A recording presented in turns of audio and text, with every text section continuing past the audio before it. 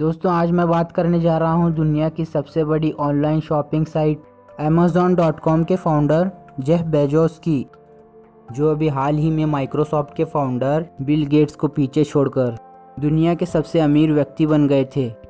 Amazon के शेयरों में आए बढ़त की वजह से बेजोस की वित्तीय और गैर वित्तीय संपत्ति का मूल्य करीब 90.5 अरब अमेरिकी डॉलर हो गया था, जबकि गेट्स के पास 90 करोड़ अरब की संपत्ति है। हालांकि कुछ ही देर बाद बेजोस फिसलकर फिर दूसरे नंबर पर आ गए, क्योंकि अमेज़ॉन के शेयरों द्वारा बनाई गई बढ़त फिर से कम हो गई थी। बहरहाल जो भी हो, जेफ ने Amazon.com की स्थापना कर लोगों की खरीदारी का तरीका ही बदल दिया। आपको जो कुछ भी चाहिए ऑनलाइन आदेश करिए और सामान आपके दरवाजे पर हाजिर, वह भी बाजार से सस्ते कीमतों पर। जेफ की ये सोच उन्हें आज इस मुकाम पर लेकर आई कि आज के समय में उनका नाम सबसे अमीर लोगों के नामों में गिना जाता है। दोस्तों, जेफ बेजोस भले ही आज अरबों खरबों के मालिक हैं, लेकिन उन्होंने भी अपनी ज़िंदगी में बहुत सारी मुश्किलों का सामना किया। बेजोस, जिनका जन्म एक नाबालिग माँ की कोख में हुआ और 18 महीने की उम्र में ही उनके पिता उन्हें बेसहारा छोड़कर चले गए, और फिर आगे चलकर उन्होंने सौतेले पिता की छत्र छाया में पढ़ाई की तो वही नाना के यहाँ रहकर अपनी छुट्टियाँ बिताईं, और फिर अच्छी खासी नौकरी छोड़कर ऑनलाइन बिजनेस में कूद पड़े।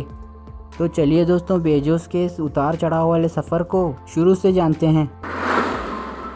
जेफ बेजोस का जन्म 12 जनवरी 1964 को अमेरिका के न्यू मैक्सिको में हुआ था। जब वे पैदा हुए थे उस समय उनकी मां जैकलीन हाई स्कूल में पढ़ाई कर रही थी और उनकी उम्र केवल 17 साल की थी।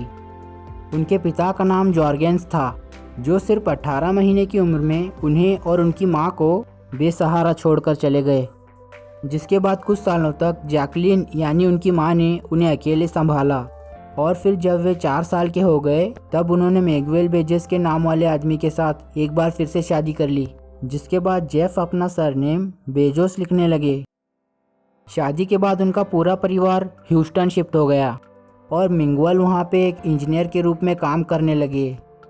दोस्तों, जेफ के अंदर शुरू से ही नए नए चीज़ों को जानने का शौक था। वे अपने खिलौनों को खोलकर अलग अलग कर देते और फिर उसे जोड़ते रहते थे। दरअसल वे जानना चाहते थे कि कोई भी चीज़ काम कैसे करती है। वे शुरू से ही अपने उम्र के बच्चों से काफ़ी अलग थे। जेफ ने रिवर ऑफ एलिमेंट्री स्कूल से अपनी स्कूल की पढ़ाई की और अपनी छुट्टियां उन्होंने अपने नाना के यहाँ बिताए। उन्होंने शुरू से ही अपने आप को टेक्नोलॉजी में प्रूफ किया। वे बचपन में अपने भाई बहनों से अपने कमरे की सुरक्षा के लिए उन्होंने एक इलेक्ट्रिक अलार्म भी बनाया।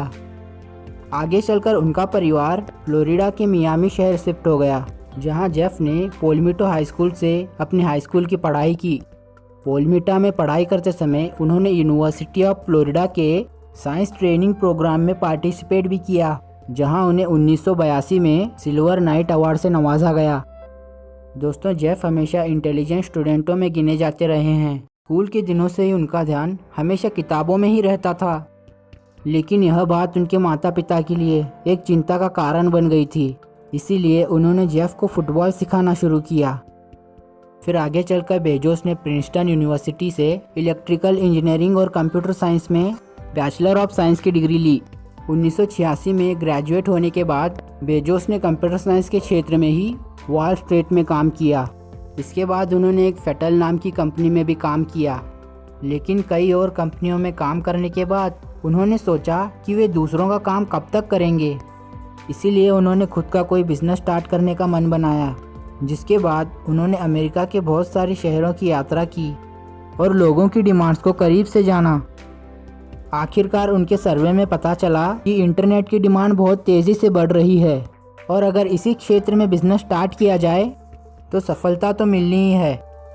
1994 में उन्होंने अपनी अच्छी खासी नौकरी छोड़ दी और अपने घर के गैराज से ऑनलाइन बिजनेस की तरफ अपना पहला कदम रखा, जहां से उन्होंने किताबें बेचने से अपनी शुरुआत की। दोस्तों, जेफ ने ऑनलाइन किताबें बेचना शायद इसलिए भी सोचा था क्योंकि वो खुद भी किताबों के बहुत ही शौकीन थे। उन्होंने 3 कंप्यूटर और कुछ ही एम्प्लॉयज़ के साथ मिलकर कंपनी की शुरुआत की। जेफ के माता पिता ने भी अपनी तरफ से उनकी पूरी सहायता की।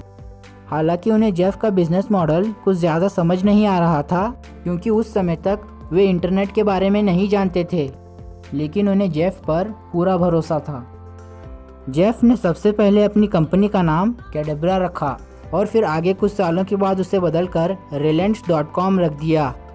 लेकिन यह नाम भी उनके दोस्तों को पसंद नहीं था, इसीलिए 1995 में अंततः उन्होंने अपनी कंपनी का नाम Amazon रख लिया, जो कि अमेरिका के एक नदी के नाम पर आधारित थी। बिजनेस स्टार्ट करने के सिर्फ 2 महीनों में ही Amazon ने 45 से अधिक देशों में अपनी बुक्स की सेलिंग कर दी और उनके हर हफ्ते की बिक्री करीब 20,000 अमेरिकन डॉलर हो गई। बस यही से जेफ और उनकी कंपनी Amazon ने कभी भी पीछे मुड़कर नहीं देखा और आगे चलकर Amazon पर अनगिनत सामानों की लिस्टिंग कर दी गई और फिर Amazon दुनिया की सबसे बड़ी ऑनलाइन शॉपिंग साइट बन गई। इसी बीच कंपनी के इतिहास में एक महत्वपूर्ण दिन नवंबर 2007 में आया, जब Amazon.com ने Amazon Kindle नाम से ई बुक राइडर बाजार में उतारा, जिससे किताबों को तुरंत डाउनलोड करके पढ़ा जा सकता था। इससे कंपनी को काफ़ी प्रॉफिट हुआ।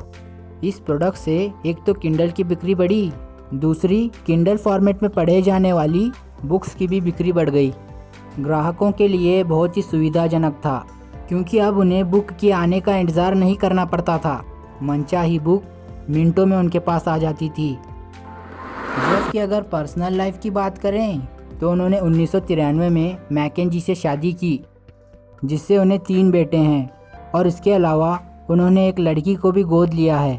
दोस्तों, हर साल Amazon जेफ और उनकी फैमिली की सिक्योरिटी पर करीब 13 करोड़ रुपए खर्च करती है, लेकिन फिर भी जेफ की वाइफ चारों बच्चों को स्कूल छोड़ने के बाद जेफ को कार से खुद ऑफिस ड्रॉप करती हैं और जेफ भी अपनी पत्नी और अपने बच्चों को पूरा समय देते हैं। आपका बहुमूल्य समय देने के लिए बहुत बहुत धन्यवाद। दोस्तों, अगर आप सबको ये वीडियो अच्छी लगी हो तो इसे एक लाइक कर देना और अगर आप चैनल पर नए हैं तो इस चैनल को सब्सक्राइब कर देना और उस बेल आइकन को भी प्रेस कर देना। और दोस्तों, आप सबको ये वीडियो कैसी लगी मुझे कमेंट करके ज़रूर बताना। तो चलिए मिलते हैं नेक्स्ट वीडियो में।